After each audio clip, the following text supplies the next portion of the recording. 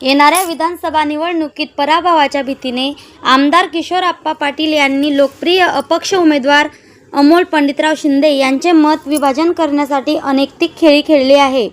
अमोल शांताराम शिंदे नावाच्या व्यक्तीचा उमेदवारी अर्ज दाखल केला. नेहमीप्रमाणे धंद्यात खोटे बोलणाऱ्या आमदाराने आपल्यावरील हा आरोप फेटाळून लावला. मात्र सामर्थ्य असलेल्या उमेदवाराचा अर्ज दाखल करण्याच्या प्रक्रियेत आमदार पुत्रासह नातेवाईक व पक्षाचे पदाधिकारी उपस्थित असल्याचे पुरावे अमोल शिंदे यांनी पत्रकार परिषदेत दिले. आपल्या सर्वांना ज्ञात आहे की 29 तारखेला जे काही नामनिर्देशन दाखल करण्यात आलं तर शेवटच्या 2 ते 3 मिनिटांमध्ये एक नाट्यमय घडामोडी घडल्या आणि तिथे घुसरडी येथील राहणारे अमोल शांताराम पाटील यांनी डमी उमेदवारी फॉर्म दाखल केला आणि त्यानुसार मी एक पत्रकार परिषद घेऊन थेट माननीय आमदार साहेबांवर आरोप केले होते की हा डमी उमेदवार जो उभा केलेला आहे तो माननीय आमदार साहेबांनीच उभा केलेला आहे अशाबद्दलचं मी सांगितलं होतं. त्यानंतर लगेचच आमदार साहेबांनी एक छोट्या का होईना 2-3 पत्रकार परिषद घेतल्यात आणि त्यात ते बोललेत की याच्याशी माझा कुठलाही काडीमात्र संबंध नाही, लोकशाही आहे आणि लोकशाहीमध्ये कोणी पण भरू शकतो. नक्कीच आमदार साहेब, आप्पासाहेब, तुम्ही बोलतायत ते बरोबर आहात की लोकशाहीमध्ये कोणी उमेदवारी अर्ज दाखल करू शकतो. हे तर मी पहिलेच बोललेलो होतो. ही लोकशाही सुदृढ आणि बळकटी करण्याचं एक लक्षण आहे.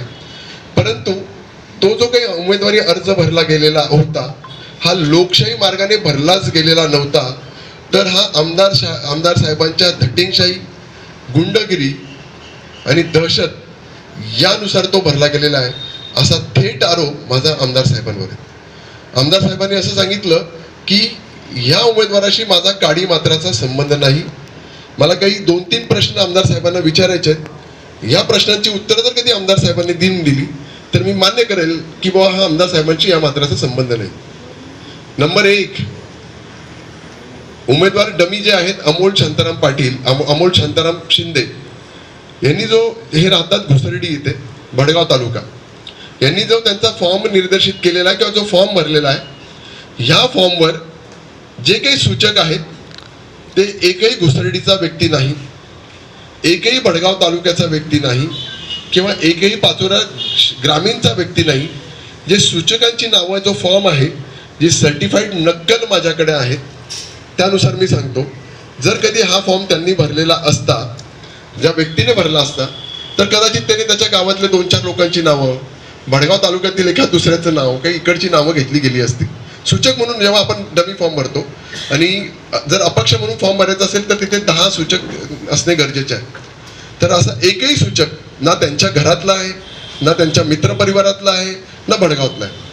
सूचकांची यादी आहे, सर्टिफाईड नक्कल माझ्या हातात आहे. मी तुम्हाला ते वाचून दाखवतो की त्याच्यावर सूचक कोण कोण आहे. त्याच्यावर सूचक म्हणून नाव आहे भूषण पेंढारकर, पुढचं नाव आहे चेतन राजपूत, पुढचं नाव आहे विजय भोई, गणेश काळे, छोटूलाल गोविंदा चौधरी, आकाश राजेंद्र पाटील, शंतनू रवींद्र सोनोने, विक्रम हेमराज पाटील, शुभम राजू शेळके. ही जी सगळीची सगळी मी नावं वाचलेली आहेत. भूषण पेंढारकर कोण आहेत हे मला तुम्हाला सांगायची गरज नाही. हे माननीय आमदार साहेबांचे जवळचे निकटवर्तीय कार्यकर्ते पदाधिकारी आहेत. छोटूलाल चौधरी हा पाचोऱ्यातला त्यांचा प्रमुख पदाधिकारी आहेत, हे मला सांगायची गरज नाही. हाईट म्हणजे सगळ्यात महत्त्वाचं विजय भोई हा त्यांच्या कार्यालयीन कामकाज करणारा व्यक्ती, म्हणजे त्यांच्या ऑफिसमध्ये कामकाज करतो. तुम्ही पत्रकार नेहमी जेव्हा तिथे गेला असाल तर तुम्हाला त्यांनी पाणी देण्याचं याचं त्याचं काम केलेलं आहे. आकाश राजेंद्र पाटील म्हणजे आमच्या इथे राजू भाऊ आहेत, हा त्यांचा मुलगा आहे. ही सगळी जी नावं आहेत, ही सगळीची सगळी नावं ही शिवसेनेशी त्यांच्याशी निगडीत किंवा माननीय आमदार जसं चेतन राजपूत हा माननीय आमदारांचा नातेवाईक आहेत. मग आप्पासाहेब जर कधी त्या व्यक्तीला फॉर्म भरायचा होता तर त्याने त्याचा कुठला नातेवाईक, त्याचा मित्रपरिवार, त्याच्या घरातले, त्याच्या आजूबाजू गावाचे कोणीच घेतले नाही आणि त्याला तुमचेच लोक कसे सापडले किंवा ते त्याचेच कसं काय आले याचा प्रश्न, ह्या प्रश्नाचं उत्तर मला आमदार साहेबांनी द्यावं. मला त्याचा पुढचा प्रश्न असा विचारायचा आहे की ज्यावेळेस तो नामनिर्देशित करायला गेला त्यावेळेस त्याच्याबरोबर कोण कोण होतं. त्यावेळेस माननीय आमदारांचा स्विस साहेब, ज्याला आपण PA म्हणतो, ते राजू पाटील त्यांच्याबरोबर होते. त्यावेळेस माननीय आमदार साहेबांचा सबका साला, त्याचं नाव आहे एकनाथ पाटील, हा त्यांच्याबरोबर होता. माननीय आमदार साहेबांचा सगळ्यात जवळचा नातेवाईक समाधान पाटील हा त्यांच्याबरोबर होता. सर्व शिवसेनेचे प्रमुख पदाधिकारी किंवा माननीय आमदार साहेबांचे नातेवाईक हे त्याचा फॉर्म भरण्यात इथे गेले होते. याच्याबद्दल आता आमदार साहेबांचं काय म्हणणं आहे याचं उत्तर द्यावं. त्याच्या पुढचा मला प्रश्न असा आहे की ज्यावेळेस त्यांनी नामनिर्देशन पत्र दाखल करून झालं, ज्यावेळेस तो परत जात होता, त्यावेळेस माननीय आमदार साहेबांचा पुत्र सुमित किशोरप्पा पाटील त्याला रिसिव्ह करण्याकरता, त्याला घेण्याकरता तिथे आलेला होता. त्यांची गाडी तिथे आलेली होती.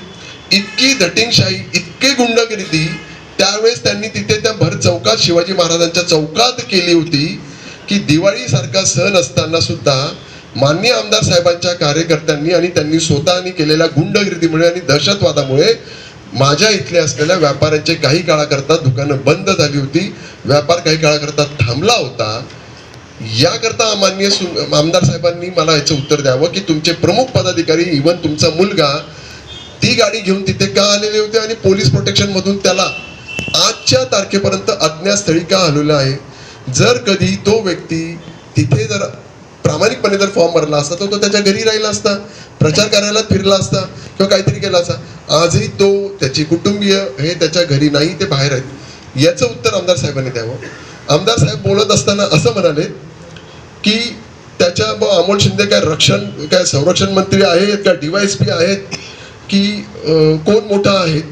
म्हणजे खरं तर ती जी पत्रकार परिषद जेव्हा मी बघितली त्यावेळेस आमदार साहेबांनी पहिले 2-3 वाक्य अमोल भाऊ शिंदे असं बोलत गेले आणि शेवटाला त्यांनी त्यांच्या संस्कृतीचं दर्शन देऊन टाकलं आणि शेवटी करत ते माझ्यावर भावड्या, खालच्या हीन दर्जाच्या पातळीवर त्यांनी माझ्यावर यथोचित सत्कार बोलत गेले. खरं तर आमदार साहेब, त्याचं कुटुंब माझ्याकडे का आलं, त्यांनी मला असा प्रश्न विचारला. आमदार साहेब, त्याचं नाव अमोल शिंदे आहे, माझं नाव अमोल शिंदे आहे, मी इथला प्रमुख कंटेस्टंट आहे. मागच्या वेळेस आपण एकमेकांच्या समोर इलेक्शन लढलो होतो, निसट्टा पराभव तुमचा झालेला होता आणि साहजिकच ते इतर कोणाकडे नाही तर ते माझ्याचकडे दाद मागायला येतील की अमोल भाऊ आमच्या, त्याचे मिसेस मला म्हणाली की अमोल भाऊ माझ्या नवऱ्याला जबरदस्ती, मी पुन्हा एकदा खरंपणे सांगतो, जबरदस्ती त्याला उचलून घेऊन गेलेले आहेत. आमच्या कुटुंबियांना कोणालाच माहिती नाही, त्याच्या भावाला, त्याच्या मिसेसला हे माहितीच नव्हतं की तो फॉर्म भरायला गेलेला आहे. एखादी व्यक्ती जर कधी तो फॉर्म भरत असेल तर त्याची पूर्वतयारी करतो, 2 दिवस 3 दिवस 4 दिवस पूर्वतयारी करतो. त्या फॉर्ममध्ये जे काही सगळं भरायचं असतं ती सगळी माहिती देतं. मग पूर्ण फॉर्म हा निरंक कसा लिहिला गेला, घाईघाईत का भरला गेला, याचं उत्तर का नाही देत आमदार साहेब. म्हणजे ह्या सगळ्या प्रश्नांची उत्तरं मला आमदार साहेबांनी द्यावेत. जर त्यांनी हे नीट उत्तर दिलं तर मी मान्य करेल की हो, या घटनेशी संबंध नाही. खरं तर मला 2 गोष्टी एकदम अधोरेखित करायच्या आहेत. मागच्या वेळेस तुमचा झालेला निसट्टा विजय आणि यावेळेस ज्या पद्धतीमध्ये मला आशीर्वाद देण्याकरता पाचोरा भडगाव इथली जवळजवळ 25,000पेक्षा जास्त कार्यकर्ते, पदाधिकारी, इथली लोक, पाचोरा भडगावची लोक मला आशीर्वाद आणि सहकार्य देण्याकरता, साथ देण्याकरता, माझं नामनिर्देशन करण्याकरता 28 तारखेला इथे उपस्थित झालेली होती. हा सगळा माहोल बघून त्यांना त्यांचा पराभव त्यांच्या डोळ्यासमोर दिसला आणि काय झालं, अप्पासाहेबांना 2 टर्म ते आमदार होते, त्याच्यामुळे सत्तेची लालसा त्यांना लागली, एक अहंकार वृत्ती त्यांच्यामध्ये झालेली होती की बाबा मला पुन्हा एकदा आमदार व्हायचंय. आपण म्हणतो ना कधी गोष्टीचं रक्त तोंडाला लागतं, तसं सत्तेचं रक्त माननीय आमदार साहेबांना लागलं आणि पुन्हा एकदा आपल्याला आमदार कसं होता येईल याच्याकरता झटपट त्यांची करावी, झटपट त्यांची झाली आणि म्हणून घाईघाईमध्ये त्यांनी एक डमी उमेदवार अमोल शिंदे इथे उभा केला. मला खरं तर आमदार साहेबांना या निमित्ताने आपल्या पत्रकार परिषदेत विनंती करायचं आहे. आमदार साहेब, मी मागे सांगितलं होतं की तुम्ही पहिला नाही तर शेवटून पहिला येणार आहेत. त्याच्या पुढे मी जाऊन आज सांगतो की ही जी घटनाक्रम घडलीत ना त्याच्यामुळे कदाचित अप्पासाहेब तुमचं डिपॉझिट सुद्धा जमा होऊन जाईल. म्हणून माझी तुम्हाला या पत्रकार परिषद निमित्ताने अप्पासाहेबांना एक विनंती करू इच्छितो अप्पासाहेब की आपले नेते माननीय एकनाथजी शिंदे यांची जर कधी तुम्हाला इज्जत वाचवायची असेल तर तुम्ही जनतेची माफी मागून स्वतःची डिपॉझिट म्हणजे तुमची डिपॉझिट चालली जाईल ना, तर ते डिपॉझिट वाचवण्याकरता तुमची डिपॉझिट वाचून घ्या. ते डिपॉझिटला भरलेले पैसे तुमचे तुम्ही परत स्वगृही परत करून घ्या आणि तुम्ही माघार करून घ्यावी अशी या निमित्ताने विनंती. वजा त्यांना सांगणं माझं आहे की मान्य आमदार साहेबांनी करून घ्यावी. कारण पाचोरा भडगावातील सर्व संपूर्ण जनतेचा, एक सुसंस्कृत असलेल्या जनतेचा पाठिंबा हा माझ्या बाजूने झालेला आहे. त्यामुळे मी पुन्हा एकदा जाता आमदार साहेबांना एक विनंती करतो की मी जे काही 4-5 प्रश्न तुम्हाला विचारले त्याचं त्यांनी उत्तर द्यावं. ते देऊ शकत नाहीत, पण त्यांनी एक डिपॉझिट स्वतःची वाचवण्याकरता माघार करून घ्यावी, या निमित्ताने सांगतो आणि थांबतो. धन्यवाद.